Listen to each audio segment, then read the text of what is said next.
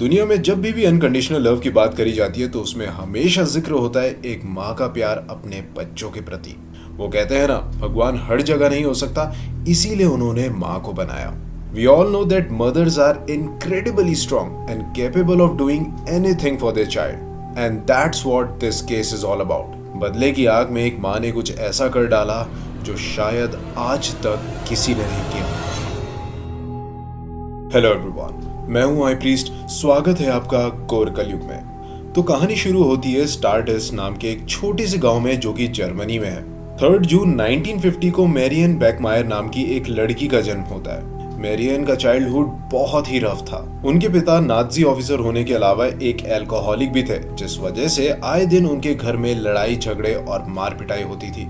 वो ना सिर्फ अपनी बीवी को मारते थे बल्कि मैरियन के साथ भी सेम वही करते थे। इन्हीं सब चीजों से तंग आके मैरियन की माँ डिवोर्स ले लेती है। ये देख के मैरियन बहुत खुश हो जाती है क्योंकि फाइनली एक ऐसे टॉक्सिक आदमी से उसका पीछा छूटता है और अब वो अपनी लाइफ में और स्टडीज में कंसंट्रेट कर सकती थी। उसके कुछ टाइम के बाद मैरियन की माँ दूसरी शादी कर लेती है, ये सोच के कि ये शख्स इन्हें सपोर्ट करेगा, लेकिन अफसोस वो आदमी भी पिछले इंसान की तरह ही होता है। तो इसका मतलब कि जिस चीज से वो लोग भाग रहे थे वो परेशानी दोबारा लौट आई। अब ये सब जो फैमिली प्रॉब्लम हो रही थी, इसमें मैरियन की मदर का बहुत इंपॉर्टेंट रोल था। सबसे पहले तो ये कि गलत इंसान से शादी करना और उसके बाद मैरियन को सपोर्ट करने के बजाय हर चीज के लिए उसे दोषी ठहराना।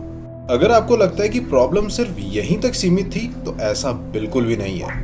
1966 में मैरियन मात्र 16 साल की होती है जब वो प्रेग्नेंट हो जाती है। उनकी माँ ये बच्चे को रखने के लिए मना कर देती है क्योंकि उनकी खुद की फाइनेंशियल कंडीशन बहुत वीक होती है और ऐसे में एक बच्चे की रिस्पॉन्सिबिलिटी लेना वो उनके लिए पॉसिबल नहीं होता। इसलिए वो उसको अडॉप्शन के लिए दे देती है। उसके 2 साल के बाद at the age of 18 Marian फिर से प्रेग्नेंट हो जाती है। वो सोचती है कि इस बच्चे को रखने के लिए, बट बच्चे के बॉर्न होने से पहले ही उसका हो जाता है। और ऐसी घटना को एक्सपीरियंस करने के बाद मैरियन अपने सेकंड चाइल्ड को भी अडॉप्शन के लिए दे देती है। फिर मैरियन क्रिश्चियन नाम के आदमी को डेट करने लगती है जो कि मैनेजर था टिपासा बार का, जहां मैरियन काम करती थी। 1972 में मैरियन 3rd टाइम प्रेग्नेंट होती है एट द एज ऑफ 22 और इस बार वो डिसाइड करती है इस बच्चे को रखने का। और नवंबर 14, 1972 को एना का बॉर्न होता है। मैरियन रात भर बार में काम करती थी और सुबह घर आकर सो जाती थी, जिस वजह से एना को संभालने वाला कोई नहीं होता था।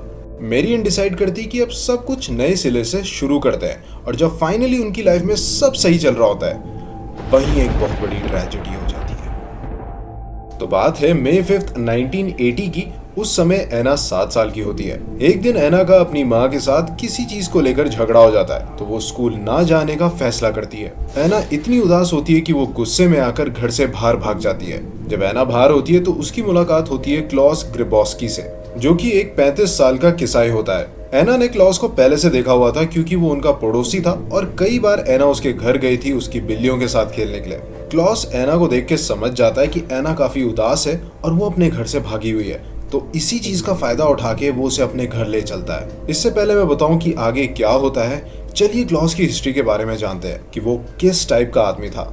7 साल पहले यानी कि 1973 में एक 6 साल की बच्ची पे असॉल्ट करने के चक्कर में अटेम्प्ट टू मर्डर के चार्जेस लगे थे। उसके 2 साल बाद 2 छोटी बच्चियों के ऊपर गलत हरकतें करने के भी आरोप लगे थे। क्लॉस की एबनॉर्मल बिहेवियर को देखकर उसे जेल भेजने की बजाय साइकोलॉजिकल ट्रीटमेंट फैसिलिटी भेजा गया। उसके कुछ साल बाद क्लॉस को एक ऑप्शन दिया गया कि या तो वो इस हॉस्पिटल में कुछ और टाइम स्पेंड करे या फिर केमिकल ट्रीटमेंट से उसकी मर्दानगी खत्म कर देंगे और कुछ टाइम के बाद उसको रिलीज कर देंगे। तो क्लॉस डिसाइड कर लेता है वो ट्रीटमेंट करवाने का और वहां से बाहर आ जाता है। उसके कुछ टाइम के बाद उसे एक लड़की पसंद आती है और वो दोनों डिसाइड करते हैं शादी करने का। लेकिन क्लॉस अपनी करंट स्टेट में फैमिली नहीं स्टार्ट कर सकता था, इसलिए वो दोबारा से ट्रीटमेंट करवाता है ताकि वो प्रोसीजर रिवर्स कर सके और अपना टेस्टोस्टेरोन बढ़ा सके। दोबारा से ट्रीटमेंट कराने के बाद क्लॉस फिर से वही पुराने वाला आदमी बन चुका था। तो ये था क्लॉस का बैकग्राउंड। अब बढ़ते हैं आगे।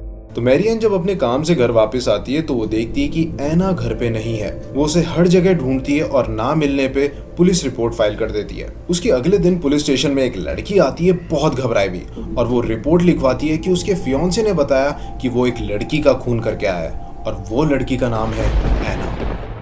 वो बोलती कि क्लॉस का उसके पास कॉल आया और वो बता रहा था कि कैसे उसने एक 7 साल की लड़की का दम घोटा और फिर उसकी बॉडी को कैनाल यानी कि नहर के किनारे दफना दिया। ये सुनने के बाद पुलिस वाले फटाफट से क्लॉस के घर जाते हैं, लेकिन अफसोस वहाँ कोई नहीं होता। वहाँ पर बस उन्हें एक नोट मिलता है जो कि क्लॉस ने लिखा था अपने फियांसे के लिए। उसमें लिखा होता है कि आज रात मेरे को बार में मिलना। अब इस टाइम पे क्लॉस और एना दोनों ही मिसिंग है और अगर उन्हें एना का पता लगाना है तो क्लॉस का अरेस्ट होना बहुत जरूरी है। तो पुलिस वाले उस बार में उसका वेट करते हैं और जैसी क्लॉस आता है उसे अरेस्ट कर लेते हैं। इसके बाद वो उस जगह पे चले जाते हैं जहाँ पर एना को दफनाया गया था। वहां से वो एना की बॉडी को निकाल देते हैं। जब पुलिस क्लॉस से इंटेरोगेट कर रही होती है तो क्लॉस साफ साफ मना कर देता है कि उसने उसके साथ कुछ गलत नहीं किया। तो पुलिस फिर क्लॉस से पूछती है कि आखिर तुम्हारा मर्डर करने का इंटेंशन क्या था। क्लॉस कहता है कि वो लड़की मुझे ब्लैकमेल कर रही थी कि अगर मैंने उसे पैसे नहीं दिए तो वो सबको ये बात बता देगी, खास करके अपनी माँ को, कि मैंने उसके साथ जबरदस्ती की। अगर ये बात फैल जाती तो मुझे वापस जेल जाना पड़ जाता, इसीलिए मैंने उसको मार दिया। उसके बाद मेरियन को बुलाया जाता है। अपनी बेटी की डेथ न्यूज सुन के मेरियन पूरी तरीके से टूट जाती है। अब क्लॉस का ट्रायल चलता है कोर्ट में और मेरियन भी उस कोर्ट रूम में बैठी हुई होती है। उसे मजबूरन वो सारी टेस्टिमोनी सुननी पड़ती है जो कि वहां पर प्रेजेंट करी जा रही थी। उसमें मेरियन और एना की लाइफ के बारे में बात करते हैं। वो कहते हैं कि इनकी लाइफ नॉर्मल नहीं थी क्योंकि ये फाइनेंशियली स्ट्रांग नहीं थे। मेरियन लेट नाइट बार में काम करती थी और अपनी बेटी का बिल्कुल भी ख्याल नहीं रखती थी। साथ ही साथ क्लॉस का वकील डिफेंस में ये बोलता है कि इसमें क्लॉस की कोई गलती नहीं है, क्योंकि सेकंड टाइम जब क्लॉस ट्रीटमेंट के लिए गया था तो उस वजह से उसके हार्मोन्स में चेंज आए और इसी हार्मोनल इम्बैलेंस की वजह से क्लॉस का अपने ऊपर काबू नहीं रहा। मेरियन वहां बैठकर ये सब सुन रही थी। उसका दिल पूरी तरीके से टूट चुका था क्योंकि वो यहाँ पर आई थी अपनी बेटी को इंसाफ दिलाने और उल्टा उसी के ऊपर इल्जाम लगाया जा रहा है। उसके बाद ट्रायल के सेकंड डे में मेरियन क्लॉस और उसके वकील को बात करते हुए सुन लेती है कि वो और भी बातें बोलेंगे अपने आप को सही साबित करने के लिए। मेरियन सोच लेती है कि अब वो ये सब बर्दाश्त नहीं करेगी क्योंकि भरी अदालत में उसकी बेटी के बारे में झूठ बोला जा रहा था और उसके ऊपर लांछन लगाए जा रहे थे। ये केस काफी टाइम ले रहा होता है और अब वो ये बदनामी नहीं सहन कर सकती, इसीलिए वो कानून को अपने हाथों में लेने का फैसला कर लेती है। मार्च 6, 1981 थर्ड डे ऑफ ट्रायल सुबह के 10 बजे होते हैं और कोर्ट उस वक्त खुला ही होता है। उस टाइम पर वहां पर ज्यादा लोग भी नहीं प्रेजेंट होते। मेरियन कोर्ट में एंटर करती है, अपनी पॉकेट से 22 कैलिबर बेरेटा पिस्टल निकालती है जो कि उसे कोर्ट में स्मगल करवाई थी। उस पिस्टल को स्मगल करवाना काफी इजी था क्योंकि उस टाइम पे हाईटेक मशीन्स नहीं होती थी जो कि ऐसी पिस्टल्स को ट्रेस कर सके। एंड सेकेंडली वो गन काफी छोटी थी, सिर्फ 5.5 इंच की। वो पिस्टल निकालती है, देखती है कि सामने क्लॉस पीट करके बैठा हुआ है। बिना कुछ सोचे समझे वो 8 की 8 राउंड्स फायर कर देती है जिसमें से 6 गोलियां क्लॉस को लग जाती है। कोर्ट में गोलियां चलने की वजह से पूरे कोर्ट में केओस मच जाता है। जैसी गोलियां खत्म होती है पुलिस मेरियन को पकड़ लेती है। उसके बाद जैसी वो क्लॉस के पास जाते हैं तो वो देखते हैं कि क्लॉस वहीं मर चुका है। पूरे जर्मनी में हाहाकार मच जाता है कि एक लड़की ने भरी अदालत में गन निकाल कर किसी की जान ले ली। जहाँ कुछ लोग मेरियन को क्रिमिनल बुला रहे होते हैं, वहीं कुछ लोग मेरियन को सपोर्ट कर रहे होते हैं कि उसने जो भी किया वो सही किया। मेरियन के सपोर्टर उसे एवेंज्ड मॉम यानी कि बदला लेने वाली माँ का टाइटल देते हैं। उसके बाद मेरियन को कस्टडी में रखा जाता है और वहाँ एक डॉक्टर बुलाया जाता है ताकि वो मेरियन की मेंटल स्टेबिलिटी को एग्जामिन कर सके। उसे ब्लैंक पेपर देते हैं कुछ लिखने के लिए, तो मेरियन लिखती है I did it for you Anna और वहाँ 7 हार्ट्स बना देती है। 7 हार्ट्स इसलिए क्योंकि एना सिर्फ 7 साल की थी। अब इसके बाद मेरियन का ट्रायल चलता है करीब 4 महीने तक और मीडिया वाले मेरियन से रिलेटेड सारी अपडेट्स दे रहे होते हैं। जो लोग मेरियन के सपोर्टर्स होते हैं उनको पता चल जाता है अबाउट हर फाइनेंशियल कंडीशन, तो वो सब आपस में मिलके फंड रेज करना शुरू कर देते हैं ताकि मेरियन अपने लिए एक अच्छा सा लॉयर हायर कर सके।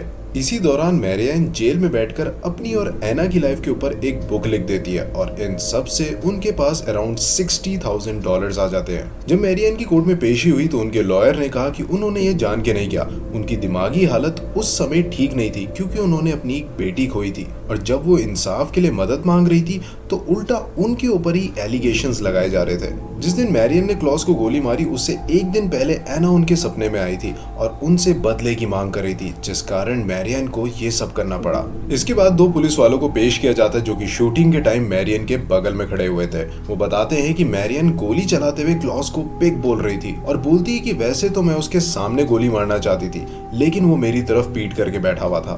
ट्रायल खत्म होने के बाद मैरियन को 6 साल की सजा होती है, लेकिन 3 साल के बाद ही उन्हें रिलीज कर दिया जाता है। इसके बाद मैरियन 1985 में एक टीचर से शादी करती है और घाना शिफ्ट हो जाती है। 1990 में वो डिवोर्स ले लेती है और इटली मूव हो जाती है।